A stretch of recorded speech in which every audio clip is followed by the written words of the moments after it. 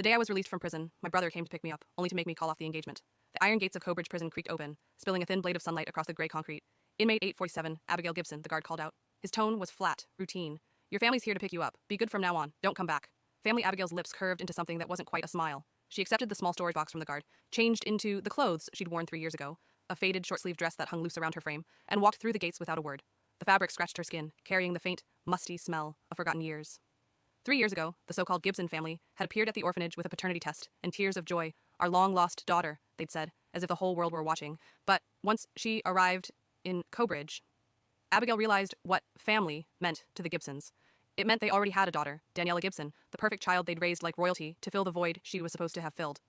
It meant they couldn't bear to let Daniela go, so they kept her. And Abigail, well, she became a convenient story for the press. Our eldest girl, sent away to recover from childhood illness. When Daniela's car hit a man on the highway, killing him instantly, the entire family turned to Abigail with venom in their eyes. If you hadn't begged us to attend your graduation, they snapped, we wouldn't have missed Danny's performance. She wouldn't have been upset, and that accident wouldn't have happened. You owe her, Abigail. By the time she realized what they meant, she was already in prison, framed, silenced, erased. So when the guard said, your family's here, Abigail could only laugh quietly.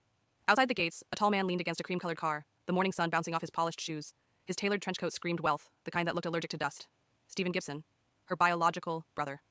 The first person to hold her hand when she returned home, the same man who later pressed that same hand against a confession letter, forcing her fingerprint to seal her own fate. Let's go home, he said softly, reaching for her bag as if nothing had happened. Abigail stepped back. I can manage. Her tone was polite, almost distant. For a moment, Stephen froze.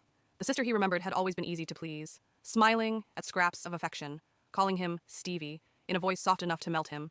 But the woman standing before him now was made of something cold and sharp. He forced a sigh. Danny's been fragile since the accident. Her emotions are all over the place. We've been taking turns staying with her so she doesn't hurt herself. That's why we couldn't visit you. He said it like it was an apology. Then, almost as an afterthought, when you get back, don't stay in the main house. Take the room near the servants' quarters, just in case Danny sees you and, well, gets upset again. Abigail's laugh was dry and soundless. Daniela killed a man, and yet somehow she was still the one everyone tiptoed around. The murderer was the victim, the criminal.